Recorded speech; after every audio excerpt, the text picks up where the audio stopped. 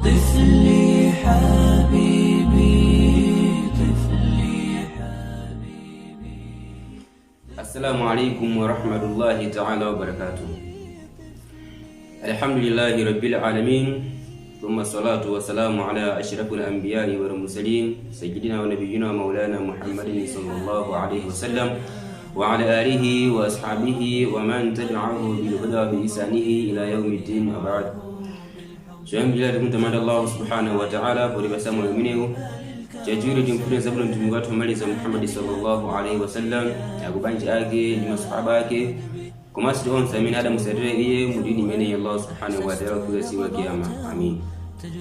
Abana zangu bizangi Islam, inshallah leo lino tukumsana za maubinyo umfune zaburi mtume sallallahu alaihi wasallam. Kadimina Allah subhanahu wa ta'ala faruzi la Qur'ani ya kunna budin wa a'udhu billahi minash shaitanir rajim. Bismillahir rahmanir rahim. Inna Allaha wa malaikatahu yusalluna 'alan nabiy. Kudindi tunditu Allah subhanahu wa ta'ala pamoja na angelo wake yusalluna 'alan nabiy, ama mfunia zabuni mtumiki sallallahu alayhi wasallam.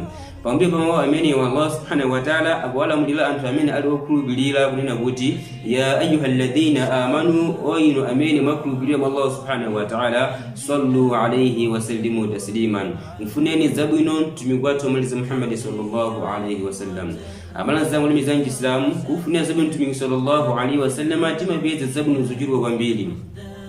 Ngaimana mtumiki sallallahu alayhi wasallam faruza muhadithi yake kunena buti man salla alayhi salatan wahidatan, kudi kwa mtu ameni angalifune ine zabuni gamozi sallallahu alayhi ashara Allah subhanahu wa ta'ala ama mfunia tuje zabuni zogwani lateni Allah tabaraka wa ta'ala ama mpasa thawabu mtu ameni zogwani lateni wa huddat anhu 10 khati'ati kuma sallallahu subhanahu wa ta'ala ama kufuta zochima za mtu amini wamfunia sababu mtume sallallahu alaihi wasallam zochima zogwani na teni Allah subhanahu wa ta'ala ama ajosa majimu teni kwa mtu amini wamfunia sababu mtume sallallahu alaihi wasallam wa rufi'ati lahu 10 darajati kuma sochizo kazwai Allah subhanahu wa ta'ala ama kweza madaraja ya mtu amini wamfunia sababu mtume sallallahu alaihi wasallam kamozi ni madaraja zogwani na teni.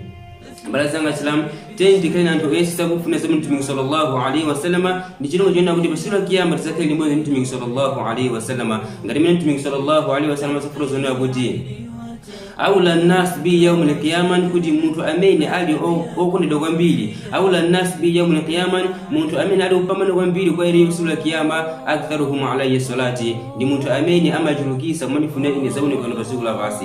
Abana zanga nchimbezo tendi kenya antu oisisa mwanifuna zabuni mtume sallallahu alaihi wasallam kuti basula kiyama tizaka limozi mtume wetu Muhammad sallallahu alaihi wasallam kujana insha Allah. Wassalamu alaykum wa rahmatullahi ta'ala wa barakatuh.